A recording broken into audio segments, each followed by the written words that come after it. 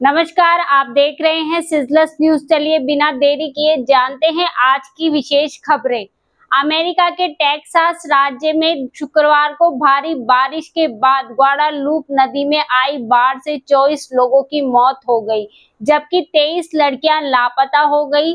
अब तक 400 से ज्यादा लोगों को बचाया गया है। टेक्सास राज्य के गवर्नर डैन पैट्रिक ने बताया कि रेस्क्यू टीम काम कर रही है, जिसमें 9 बचाव दल, 14 हेलीकॉप्टर और 12 ड्रोन का इस्तेमाल किया जा रहा है।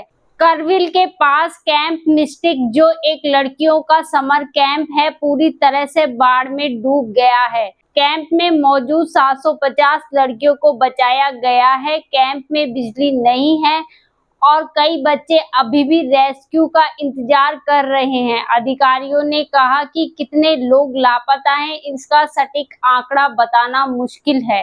वहीं दूसरी ओर श्रीलंका के विदेश मंत्री विजिथा हेरात ने शुक्रवार को कहा कि उनका देश किसी भी कीमत पर कच्चाथीवू द्वीप को नहीं छोड़ेगा। उन्होंने भारत में इस मुद्दे पर चल रही बहस को यहां की राजनीतिक पार्टियों के बीच का मामला बताया है।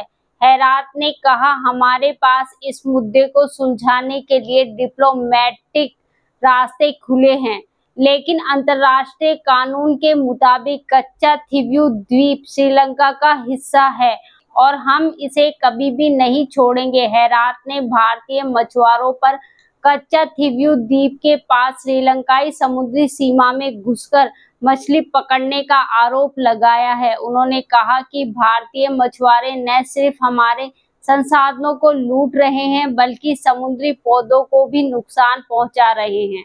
वहीं अब पाकिस्तान के पूर्व विदेश मंत्री बिलावल भुट्टो ने शुक्रवार को कहा कि पाकिस्तान को जैश-ए मोहम्मद के सरगना मसूद अजहर का ठिकाना नहीं पता है। अगर भारत यह जानकारी दे कि अजहर पाकिस्तान में है, तो पाकिस्तान को उसे गिरफ्तार करने में खुशी होगी। मसूद अजहर भारत में 2001 में संसद हमले, 26/11 मुंबई हमले, 2016 में पठानकोट हमले और 2019 में पुलवामा हमले जैसे आतंकी मामलों में शामिल रहा है। संयुक्त राष्ट्र ने उसे 2019 में ग्लोबल टेररिस्ट घोषित किया था। अब जानते हैं देश से जुड़ी खबरें। अमरनाथ यात्रियों को लेकर जा रहे काफिले की 4 बसों में टक्कर हो गई। रामबन जिले में चंदरकोट लंगर के पास हुए हादसे में करीब 36 यात्री घायल हो गए। हादसा तब हुआ जब ब्रेक फेल होने के कारण एक बस का ड्राइवर नियंत्रण खो बैठा। इससे काफिले में शामिल 3 और बसें आपस में टकरा गई। खबर मिलते ही रेस्क्यू टीमें तुरंत मौके पर पहुंची और घायल तीर्थ यात्रियों को इलाज के लिए जिला अस्पताल रामबन ले जाया गया है। बाकी यात्रियों को दूसरी गाड़ियों से पहलगाम के लिए रवाना किया गया है। वहीं एक बड़ी खबर यह भी आई है कि बिहार के बड़े उद्योगपति गोपाल खेमका की पटना में गोली मारकर अपराधियों ने हत्या कर दी। अपार्टमेंट के गेट के ठीक सामने वारदात को अंजाम दिया गया है। घटना शुक्रवार रात करीब 11:30 बजे गांधी मैदान थाना के राम गुलाम चौक के पास हुई। आनन फानन में परिजन उन्हें पटना के मेडिवर्सल अस्पताल लेकर पहुंचे, जहां इलाज के दौरान उनकी मौत हो गई।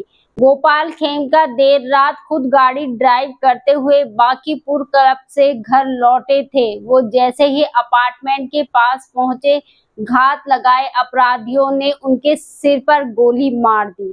वहीं दूसरी ओर राजस्थान में छोटे व्यापारियों को बिजली के पोल तक जाने वाली केबल की टेस्टिंग भारी पड़ रही है। आरोप है कि टेस्टिंग महज 60 मिनट से भी कम समय में पूरी हो जाती है। इसके लिए उपभोक्ताओं से केबल साइज के आधार पर 74,000 से लेकर 96,000 तक वसूल किए जा रहे हैं। मांग है कि या तो इसे कम किया जाए या निःशुल्क कर दिया जाए। छोटे उद्योग महंगाई की मार झेल पाने में सक्षम नहीं हैं। इधर भारतीय व्यापार मंडल ने प्रदेश अध्यक्ष जगदीश सोमानी से मांग की है कि जयपुर डिस्कॉम को टेस्टिंग फीस में संशोधन करना चाहिए और विशेषकर कम क्षमता या छोटी यूनिट वाले उपभोक्ताओं के लिए शुल्क को यथोचित और व्यवहारिक बनाया जाना चाहिए। वहीं राजस्थान हाईकोर्ट ने सूचना सहायक भर्ती 2023 पर लगी रोक को हटा दिया। जस्टिस सुदेश बंसल की कोर्ट ने रोक हटाते हुए आदेश में कहा कि प्रश्नों के उत्तरों की शुद्धता में संबंधित विवाद में अदालत विषय विशेषज्ञ की तरह काम नहीं कर सकती है।